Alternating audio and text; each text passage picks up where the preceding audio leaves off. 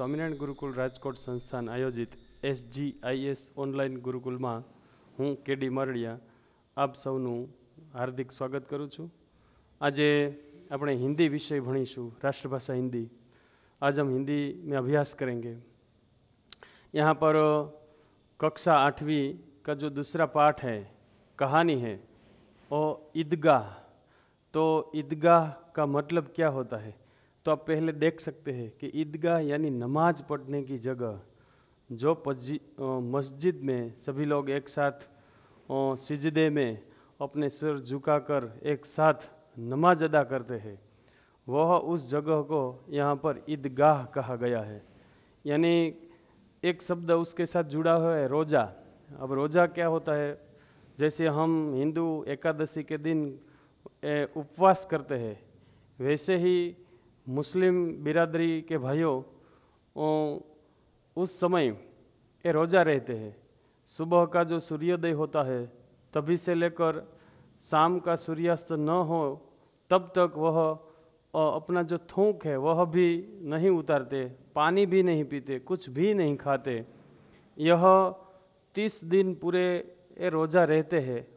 30 दिन के बाद जब हम चांद देखते हैं, जैसे कि हमारे में गुजराती में बीज कहिए छे, वैसे ये मुस्लिम बिरादरी उसे ईद का चांद कहते हैं। तो वह देखकर तीसरे दिन वह नमाज अदा करने के लिए सब कोई भी मस्जिद हो कि अपना जो ठिकाना होता है वहाँ पर वो नमाज अदा करते हैं। तो यहाँ पर एक बालक की एक स्टोरी है, एक साधारण आदमी की स्टोरी है, वो हम बाद में अभ्यास करेंगे मित्रों।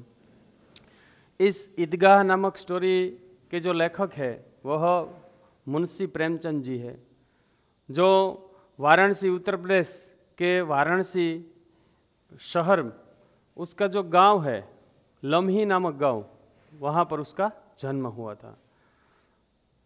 प्रेमचंद जी को बचपन में सभी लोग धनपत राय के नाम से पहचानते थे। उसकी पहचान धनपत राय थी, उसका नाम धनपत राय था।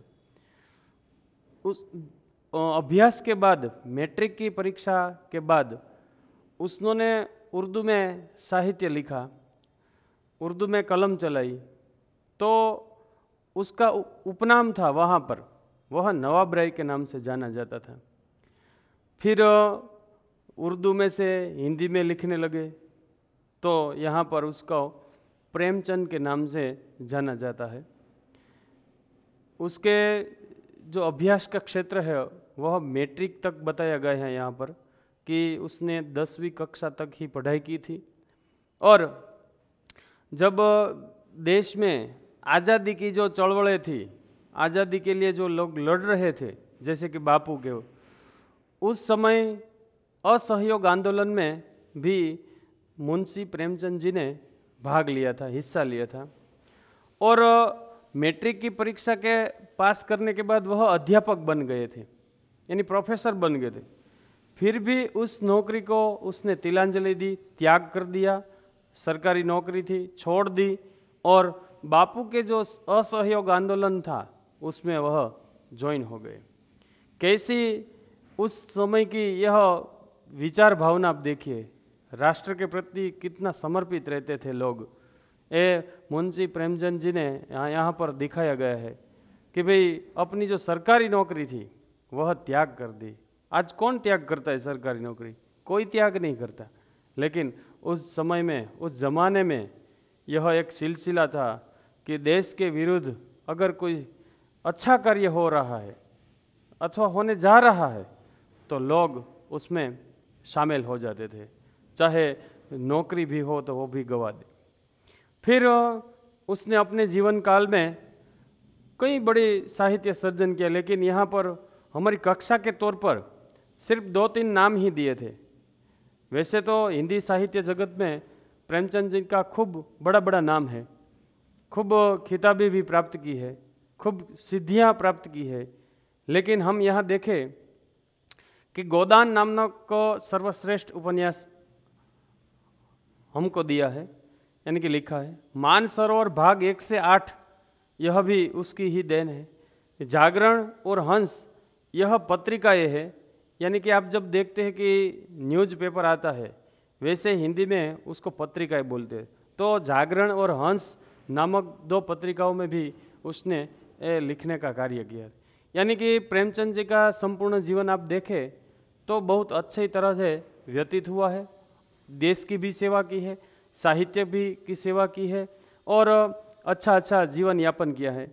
मैंने यहाँ उसकी सालवारी नहीं लिखी है, लेकिन आपको बता दूं कि 1880 में जन्मे थे और 1936 में वे हमारे बीच नहीं रहे, यानी कि उसका मृत्यु हो गया था। तो उसका जो उत्तरकालीन अवस्था थी 1901 से लेकर, तो वह गांधी जी के प्रभाव में आए थे, देश में चल रहे चढ़ावों के प्रभाव में आए थे। इसीलिए अपने सरकारी नौकरी का त्याग कर दिया और असहयोग आंदोलन में हिस्सा ले लिया। यह तो था एक कवि का परिचय, एक लेखक का परिचय, एक लेखक का जीवन। अब स्टोरी में हम प्रवेश करते हैं, लेकिन उसके पात्र पहले पहचान ले तो अच्छा रहेगा। पात्र है हामिद और अमीना। अमीना वह दादी है। हामिद के जो माता पिता थे वो नहीं रहे। हामिद के माता पिता की मृत्यु हो गई थी कुछ बीमारी के कारण। अब हामिद है वह एक नवयुवान बालक है और उसकी भी कोई अपेक्षा, इच्छा खेलने कूदने की, नई नई चीज़ें लेने की, कुछ खाने पीने की वह भी होती है। और उसके साथ जुड़े हुए 3-4 पात्र और भी है। वह है महमूद, नूरे, मोहसिन और सम्मी। ये पाठ ही मुस्लिम बिरादरी का है, संप्रदाय का है, इसीलिए यहाँ नाम ऐसे ही हमको मिलेंगे। अब क्या होता है स्टोरी में मित्रों कि यह बालक है वह बहुत गरीब परिस्थिति में पल बढ़ रहा है। दादी उसका पालन पोषण कर रही है, लेकिन वह बहुत गरीब परिस्थिति में, कभी कभार तो घर में खाने के लिए दाने भी नहीं होता था। इतनी परिस्थिति जो यहाँ मैंने लिखा है कि एक गरीब बालक की प्रतिभा देखिए आप, उसका त्याग और व्यावहारिक बुद्धि, ये 3 वर्ड्स, ये 3 शब्द उस पात्र के साथ जुड़े हैं। इस गरीब बालक की उसकी प्रतिभा कैसी है, उसका त्याग देखिए आप और उसकी व्यावहारिक बुद्धि। अब इस कहानी में मात्र एक चिमटा लाने की बात है।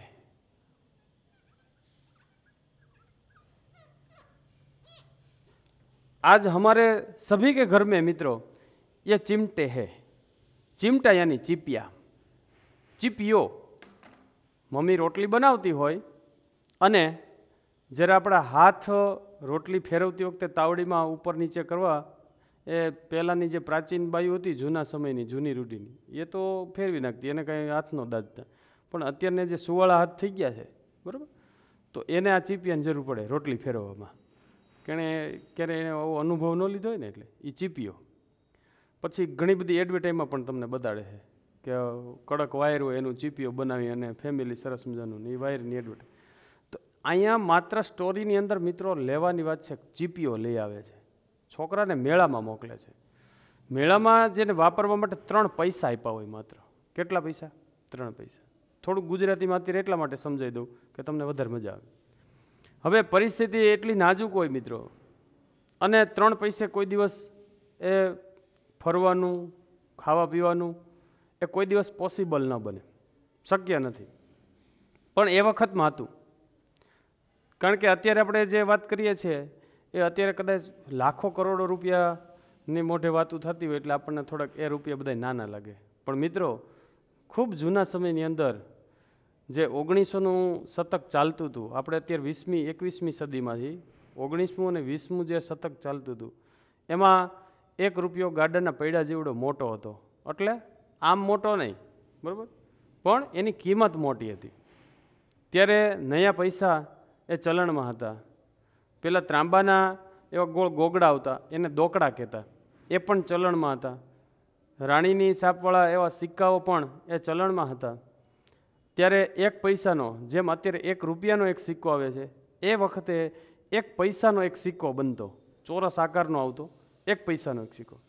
એટલે થાય છે એવું કે એની પાસે 3 પૈસા હોય છે, પણ હવે એની સાથે જે જતા મિત્રો હોય, મોહમ્મદ, નૂરે, મોહસિન, સમ્મી, આ બધા જ પાત્રો એ ખૂબ ખાઈ પીવે છે, ખૂબ આનંદ કરે છે, રમકડા ખરીદે ને, નાસ્તા પાણી ને, શરબત ને, પછી મેળો હોય એટલે તમને ખબર છે કે એમાં વિવિધ પ્રકારના અલગ અલગ ફજત ફાળકાની અંદર બેસવાનું ને, જે હોડી હોય ઉપર નીચે જતી હોય એની અંદર બેસવાનું, એવું ઘણું બધું બધા આનંદ કરતા હોય છે.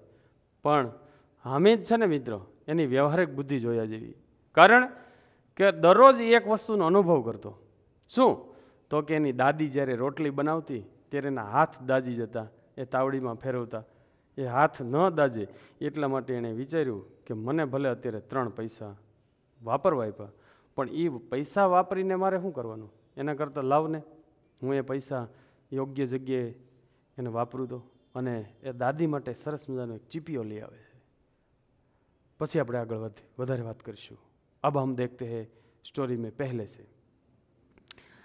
यहाँ रमज़ान के पूरे 30 रोज़ों के बाद आज ईद आई है और वातावरण भी कितना सुहावना और मनोहर है। आप भी अपनी पुस्तक अपने साथ रख सकते हैं ताकि कोई भी लाइन चूके नहीं और पूरा के पूरा अर्थ ग्रहण प्राप्त हो। मानो कि हवा में जो सूर्य है उसका जो वातावरण है वह भी कितना प्यारा है, कितना शीतल वातावरण है, कितना मनोहर दृश्य है। और गांव में कुछ हलचल सी महसी मची हुई है, हलचल। जैसे कि हम दिवाली के त्योहार पर पूरी रात जगकर, नई रंगोली बनाकर, पटाखे आदि फोड़कर पूरी रात जगते रहते हैं और सो जाते तो अगर अब सुबह जल्दी उठ जाते हैं। कई लोग तो 4:30 बजे ब्रह्म मुहूर्त में उठ जाते हैं, 5 बजे उठ जाते हैं और सभी को एक दूसरे को भेंटने के लिए नए कपड़े, नए जूते, नए बेल्ट, मुंह में पान लगाकर और गॉगल्स चढ़ाकर हम सब निकल जाते हैं बड़ों का आशीर्वाद लेने के लिए। ऐसे ही यह तो त्योहार है ईदगाह। यह बिरादरी का है, इसलिए ऐसा त्योहार है कि वह सब एक जगह पर इकट्ठे होते हैं। रमज़ान की जो ईद आती है उस ईद में ये सभी लोग एक जगह पर इकट्ठे होकर नमाज अदा करके सब एक दूसरे के गले भेंट करते हैं, मिलते जुलते हैं और आनंद लेते हैं। यह पाठ भी हमें ये कुछ बताता है त्योहारों का महत्व। और ईदगाह जाने की तैयारी। ईदगाह यानी नमाज पढ़ने की जगह, एक स्थान का नाम है ईदगाह, एक जो जगह होती है उसका नाम है। इसीलिए सभी लोग तैयारियां कर रहे हैं। अब तैयारियां में क्या हो रहा है कि किसी के कुर्ते पर बटन नहीं है तो कोई सुई धागा लेने के दूसरे के पास जा रहा है, कोई दूसरे के घर में जाकर चलो भाई मुझे सुई धागा दीजिए, मेरे ये जो कुर्ता है उसमें बटन नहीं है। कोई अपना पायजामा में नाड़ा नहीं है तो वह ढूंढने के लिए भागता फिर रहा है। ऐसी तड़ा मार तैयारियां। और किसी के जूते कड़े हो गए, कितनों के बूट जो चमड़े के बने होते हैं, ओरिजिनल चमड़े के, जो पहले समय में आते थे। आजकल तो रेक्सिन कापड़ ऐसा आने लगा है, कैनवास, प्लास्टिक, इसीलिए हमारे जूते कभी कड़े नहीं होते। कड़े यानी कड़क। लेकिन पहले के जो ओरिजिनल पशुओं के चमड़े से जो बनती थी मित्रों ये चीज़ें, बूट, चप्पल आदि, अगर कुछ ज़्यादा समय तक वह एक ही जगह पर पड़ा रहे तो ये बूट और चप्पल है ना, वो ऐसे ऐसे ऊपर ऊपर ऊपर आकर ऐसे बूट चप्पल में वळांक सा आ जाता था 45 डिग्री की एंगल से। अब उसको सीधा करने के लिए हमें उसमें तेल भरना पड़ता है, तेल पालिश करवाना पड़ता है, तेली के पास जाकर उसमें तेल लगवाना पड़ता है। और समयांतर पर हम उसमें तेल भरे तो वह नरम रहेगा और नरम रहने के बाद हम पहन सकते हैं। नेतर क्या होता है कि हम पहन नहीं सकते, कड़े जूते में हमारा पग घुसेगा ही नहीं, यूं बैंड मार गया, बैंड नहीं घुसेगा। तो किसी के जूते कितने समय तक पड़े रहते थे, इसीलिए उस वजह से उसके जूते कड़े हो गए थे। अब वह भी तेली के पास जाकर उसमें तेल लगवाते थे।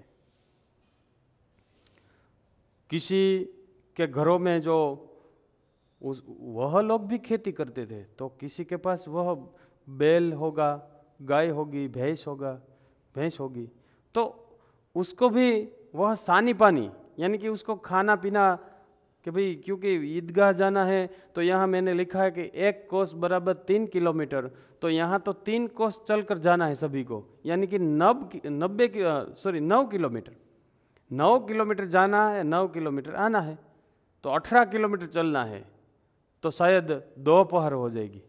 और पशु है हमारे घर में बंधे हैं, तो उसको हम भूखे तो नहीं रख सकते, इसलिए कितने लोग तो अपने बैलों को सानी पानी दे रहे हैं, और क्योंकि ईदगाह से लौटते लौटते शायद दोपहर हो जाए। 3 कोस का पैदल रास्ता, 3 कोस, 1 कोस यानी 3 किलोमीटर, 3 कोस बराबर 9 किलोमीटर। फिर सैकड़ों आदमियों से मिलना भेंटना, और दोपहर से लौटना असंभव है, क्योंकि वहाँ पर जाएंगे तो नमाज अदा करके यूँ उल्टे पाँव नहीं चले आएंगे। अगर आप कोई मेले में जाओगे, कोई भी मेला, प्राइवेट मेला हो, सरकारी मेला हो, तो आप एक एक दुकान को परखोगे, देखोगे, एक एक खिलौनों को। वैसे ही यह लोग नमाज अदा करके ये सब मेले का आनंद लेने वाले हैं। मैंने लिखा है यहाँ पर, बच्चों को मेले में आनंद का लूटना। देखिए बच्चों में उत्साह है, उसमें मोहम्मद, मोहसिन, हामिद, नूरे, समी, ये सब ईदगाह जाने की तैयारियाँ हो रही। तो किसी ने रोज़ा रखा है, तो किसी ने आधा रोज़ा रखा है कि वह दोपहर बाद जब खा पी लेगा। किसी ने रोज़ा भी नहीं रखा है, होता है ना, ऐसा होता है कि ये कोई जड़ नहीं है कि आप रखो, हाँ, जैसी जिसकी अनुकूलता। लेकिन सभी को एक ही बात दिखाई दे रही थी, बहुत ही ईदगाह जाने की। इसलिए सभी लोग ईदगाह बस कैसे चले, ये सभी बच्चे लोग उतावले हो रहे थे कि ये बड़े लोग हैं, क्योंकि अकेले नहीं भेजते। 9 किलोमीटर चलना है, 9 किलोमीटर चलना है, तो बच्चों को हम यूँ अकेला नहीं छोड़ सकते। इसलिए बच्चे उतावले हो रहे थे, अपनी घड़ी में बार बार देखते रहते थे कि ये सभी लोग कब चलेंगे, हम कब ईदगाह जाएंगे, कब मेले का आनंद लेंगे। वैसे ही ये ईदगाह जाने की तैयारियां हो रही है। तो मोहसिन के पास 15-20 पैसे थे,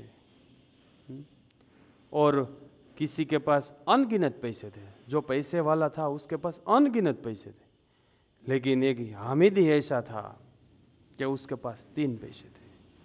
उसकी ऐसी परिस्थिति उसके माता पिता के गुजर जाने के बाद ये शायद ज़्यादा आई होगी, क्योंकि अगले ही साल उसके माता पिता की मृत्यु हो गई थी, और मोहसिन और दादी ही दोनों रह गए थे।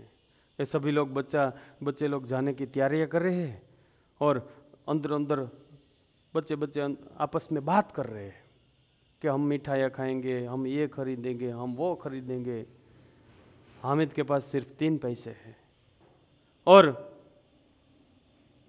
वो जाएगा, लेकिन वह जाकर क्या खाएगा, क्या लेगा, क्या करेगा, यह एक प्रश्न है। अब हामिद देखिए शरीर में कैसा है, तो कि दुबला है, पतला है, और अपनी बूढ़ी दादी की गोद में प्रसन्न रहता है। वह भी चलने की तैयारियां कर रही है, लेकिन उसके पास जूते नहीं है। मैंने कहा था ना आगे कि कई लोग तो अपने जूतों में तेल लगवाने के लिए तेली के पास दौड़े जा रहे, लेकिन यह हामिद के पास देखिए कितनी नाजुक परिस्थिति है। आज भारत देश में कितने ऐसे लोग हुए कि जिसके पैरों में बूट चप्पल नहीं है, शरीर को तन ढकने के लिए अच्छे कपड़े नहीं है, खाने के लिए दाना नहीं है, फिर भी रह रहे, उसकी कृपा है। तो हामिद भी यहाँ उसके पैरों में जूते नहीं है, सर पर नई टोपी नहीं है, पुरानी टोपी है, पुरानी टोपी तो आपने देखी होगी कि पहन पहन कर उसमें कई प्रकार के तेल और मैल दोनों जम जाते हैं और कितनी काली पड़ जाती है, फिर भी उसने आपने उसकी टोपी देखी होगी है, मुस्लिम भाइयों की टोपी आपने देखी होगी, सामान्य हमारी ऊन की टोपी जैसी टोपी नहीं होती, उसकी थोड़ी अलग प्रकार की टोपी होती है, ये इसका थोड़ा अलग रूप है। तो यह पुरानी टोपी पहनी हुई है और उसका जो माथे का गोटा है वो थोड़ा काला पड़ गया, पुरानी टोपी है, फिर भी वह मित्र प्रसन्न है। और अब दादी की बात आती है। अमीना दादी है, वह घर में कोई एक जगह पर बैठकर रो रही है, कोस रही है कि आज ईद का दिन और उस घर में दाना नहीं है। मित्र देखिए कितनी चिंता की बात है, कितनी वास्तविक गंभीरता की बात है। देखिए आप कि ईद का त्योहार है, खुशी मनाने का त्योहार है, लेकिन घर में खाने के लिए दाना नहीं है। जो मैंने यहाँ पर लिखा है कि दुखी अमीना, हामिद के माता पिता की मृत्यु अगले साल हुई और घर में दाना नहीं है। आज ईद का त्योहार है और घर में कुछ खाने के लिए नहीं। भारत में भी कई लोग ऐसे हैं मित्रों, कई हमारे राज्य ऐसे हैं। आज हम गुजरात में खूब अच्छी तरह से रह रहे हैं, हमारा निभाव अच्छी तरह से हो रहा है, लेकिन देश के कई इतने इलाके हैं, ऐसे इलाके हैं मित्रों कि उसको खाने के लिए 3 वक्त की रोटियां नहीं मिलती, 3 वक्त का दाना नहीं मिलता। और ईद है और घर में दाना नहीं है। एक तरफ से घर में निराशा और अंधकार छा गया है। ऐसे त्योहार है ना, वो प्रकाश का, वो उजाला का, तेज का एक त्योहार कहलाता है। लेकिन अमीना के घर के लिए यह त्योहार मित्रों निराशा से और कुछ ज्यादा नहीं है। निराशा छाई है घर में, जैसे कि मातम छाया हुआ है, अंधकार छा गई है। और अमीना का दिल कचोट रहा है कि घर में कुछ खाने के लिए दाना नहीं है, बच्चे को देने के लिए पैसे नहीं है, वो भी सिर्फ 3 ही पैसे है, थोड़े पैसे उसके पास है, थोड़े उसके पास है। अब हम आगे का गुजारा कैसे करेंगे? और ये बेटे को देखो बेटे को, हामिद को ईदगाह जाना है, उसका उत्साह भी नहीं हम तोड़ सकते, उसको कह भी नहीं सकता, क्योंकि उसके माता पिता भी पहले से ही मृत्यु हो गई थी, वैसे ही दुखी था। क्योंकि अमीना का दिल इसलिए कचोट रहा था, यह भी एक वजह थी मैंने जो आगे बताया, और एक वजह यह भी थी कि सभी बच्चे अपने माता पिता के साथ जा रहे हैं और यह हामिद ही एक ऐसा लड़का है, वह अकेला है, तो उसकी अंतरात्मा कितनी रोई होगी मित्रों, यहाँ देखने की बात है। क्योंकि अमीना उसकी माँ और उसका बाप है, दोनों। कई लोग की ऐसी परवरिश होती है बचपन से ही, जब माँ बाप का छाया सर से निकल जाता है तब कोई दादा या दादी माँ और बाप का दोनों का रोल अदा करके बच्चे को बड़े करते हैं। ऐसा ही कुछ हामिद के साथ हुआ। फिर प्रश्न आया कि अकेले बच्चे को जाने कैसे दे। 3 कोस का रास्ता, 3 कोस यानी 9 किलोमीटर, तो वापस आएगा तो 18 किलोमीटर चलेगा, तो बच्चा चल पाएगा?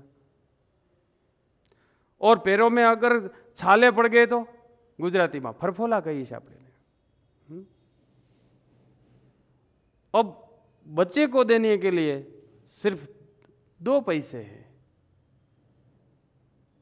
हामिद के पास 2 पैसे और अमीना की जेब में 5 पैसे, कुल मिलाकर 7 पैसे थे, और ईद का त्योहार था। बस अब उसको एक ही थी कि खुदा पर भरोसा था, अल्लाह ही बेड़ा पार लगाएगा, यह विश्वास था। अब क्या करें? तो यहाँ पर मित्रों आज के लिए ये स्टोरी हम यहाँ पर ही रोक देते हैं। आगे की स्टोरी हम अगले लेक्चर में आपको सुनाएंगे। तब तक के लिए सभी को मेरी तरफ से जय स्वामीनारायण।